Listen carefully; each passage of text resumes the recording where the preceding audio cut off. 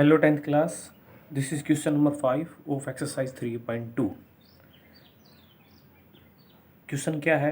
Half the perimeter of rectangular garden whose length is 4 meter more than its breadth is 36 meter. Find the dimensions of the garden. ये question है बच्चों. Question कहता है, हिंदी में देखिए क्या है. हिंदी में है, एक आयताकार बाग जिसकी लंबाई चौड़ाई से 4 मीटर अधिक है. चौड़ाई से कितनी अधिक है? 4. ठीक है ना. का अर्ध परिमाप जिसको पेरीमीटर बोलते हैं 36 मीटर है. बाग की विमाएँ ज्ञात कीजिए. डायमेंशंस निकालने हैं. तो देखिए यहाँ पे हमें डायमेंशंस निकालने हैं. तो आप एक बात देखिए, इस गार्डन की जो लेंथ है ना वो 4 मीटर मोर देन है इट्स ब्रेड्थ. यदि आपको ब्रेड्थ पता हो तो लेंथ तो खुद ही निकल जाएगी क्योंकि वो 4 अधिक है. ठीक है. तो हम मान लेते हैं let the breadth of rectangular garden. क्या मान लेंगे आप? जो मर्जी एक्स मान लीजिए. एक्स मानते हैं तो एक्स, वाई माने तो वाई. एक्स मान लीजिए. ठीक है.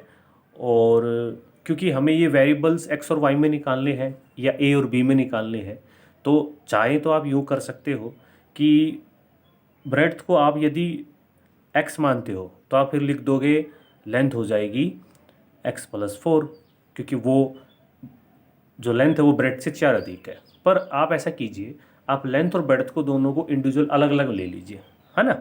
लेंथ को x ले लीजिए और ब्रेड्थ को क्या ले लीजिए? y ले लीजिए. ऐसा क्यों? ताकि ग्राफ में हमें आसानी हो जाए. ठीक है ना. तो चलिए करते हैं क्वेश्चन. तो बच्चों मैंने लिख दिया है length of rectangular garden x metre और breadth of rectangular garden y. अब आइए अकॉर्डिंग टू क्वेश्चन. देखिए क्वेश्चन क्या कहता है कि जो लेंथ है ना, जो लेंथ है वो ब्रेड्थ से क्या है? 4 अधिक है. तो इट मीन्स यदि ब्रेड्थ में 4 जोड़ दूँ, यदि ब्रेड्थ में 4 जोड़ दूँ तो वो लेंथ के बराबर हो जाएगी. तो देखो ये तुम्हारी लेंथ थी x और ये तुम्हारी है ब्रेड्थ y. मैं = करना चाहता हूँ पर ये इससे 4 अधिक है. तो एक काम कीजिए, आप 4 इसमें जोड़ दीजिए. इसमें भी आप 4 जोड़ दोगे तो ये आपस में बराबर हो जाएंगे. तो यहाँ से आप लिख सकते हो, ये आ गई हमारी कंडीशन फर्स्ट. तो यहाँ से बच्चों x - y क्या आ गया? 4. इसको आप इक्वेशन नंबर फर्स्ट मान लीजिए. ठीक है, इतना आ गया. अब आती है कंडीशन सेकंड. कंडीशन सेकंड आपको अच्छी तरह समझनी पड़ेगी. क्या है? हाफ दी पैरामीटर. अच्छा, उसका जो पैरामीटर है हाफ पैरामीटर वो दे रखा है कितना? 36. तो पहले तो आप यूँ बताओ पैरीमीटर ऑफ रेक्टेंगुलर गार्डन कितना होता है? परिमाप, आयत का परिमाप क्या होता है? तो आप जानते हैं सम ऑफ ऑल साइड्स. तो लिख लेते हैं. तो बच्चों मैंने लिख दिया है पेरीमीटर ऑफ रेक्टेंगुलर गार्डन. देखो पेरीमीटर का मतलब होता है सम ऑफ ऑल साइड्स. तो रेक्टेंगल है तो ये साइड इस साइड के बराबर होगी, ये साइड इस साइड. ये x है तो ये भी x होगी, ये y है तो ये y होगी. तो x + x + y + y 2x + 2y. 2 क्या ले लिया कॉमन, तो पेरीमीटर क्या हो गया? 2 × x + 5. अब बच्चों क्वेश्चन क्या कह रखा है? इसका जो हाफ है ना, इस पेरीमीटर का जो हाफ है वो 36 के बराबर दे रखा है. मतलब जो पेरीमीटर ऑफ रेक्टेंगुलर गार्डन का जो हाफ है, तो पेरीमीटर कितना है? 2 × x + y. ये पेरीमीटर हो गया. इसका जो हाफ है इसको यदि 2 से भाग कर दो तो वो कितना आ जाता है? 36. ऐसा भाई तुम्हारे मैथ की कंडीशन कह रही है कि half of the perimeter of rectangular garden is 36. अब 2 से 2 क्या हो गया? कैंसिल. x + y क्या आ गया? 36. और ये हो गई इक्वेशन नंबर सेकंड. बताइए क्लियर है? तो हाफ ऑफ द पेरीमीटर का मतलब है पेरीमीटर का हाफ, वो कितना दे रखा है? 36. अब आपके पास 2 इक्वेशन आ गई, फर्स्ट और सेकंड. यहाँ से अपने को क्या बनाना है? ग्राफ. तो ग्राफ बनाने के लिए सबसे पहले हम क्या बनाएंगे? बॉक्स. तो चलिए बॉक्स बनाते हैं. तो स्टूडेंट्स मैंने बॉक्स बना दिया. एक इस इक्वेशन का ये बॉक्स रहेगा और इस इक्वेशन का ये बॉक्स रहेगा. अब हम 1 बाय 1 वैल्यू पुट करते हैं. देखिए वैल्यू आप कुछ भी पुट कर सकते हैं. ग्राफ आपकी कंडीशन में और जब आप अपनी ओर से लेके चलेंगे उस कंडीशन में दोनों का सेम ही बनेगा. तो मैं वो वैल्यू ले रहा हूँ जो इसमें फ्रैक्शन ना हो. ठीक है. तो देखिए सबसे पहले मैं ले लेता हूँ, मान लीजिए y की वैल्यू 0, क्योंकि यहाँ y की वैल्यू 0 ले लेते हैं. तो x की वैल्यू सीधी सीधी है, कितनी आ जाएगी? 4. फिर मैं y की वैल्यू 12 ले लेता हूँ. जो y की वैल्यू आप कितनी ले रहे हैं? 12 ले लेते हैं. नहीं, y की वैल्यू आप 12 नहीं, आसानी के लिए आप 8 ले लीजिए। चलिए y की वैल्यू 8 ले लीजिए। तो y की वैल्यू 8 लेंगे तो उधर जाके कितना हो जाएगा, 12 हो जाएगा। ये सब सारी वैल्यू ऐसी ली जा रही है जो ग्राफ बनाने में आसानी दे।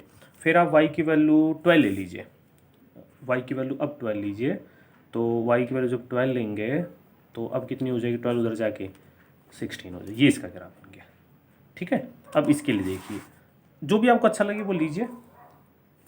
अब y की वैल्यू कितनी ले, तो मैं कहता हूँ y की वैल्यू 0 ले लो। जब y की वैल्यू 0 लोगे तो x की वैल्यू कितनी आ जाएगी, 36।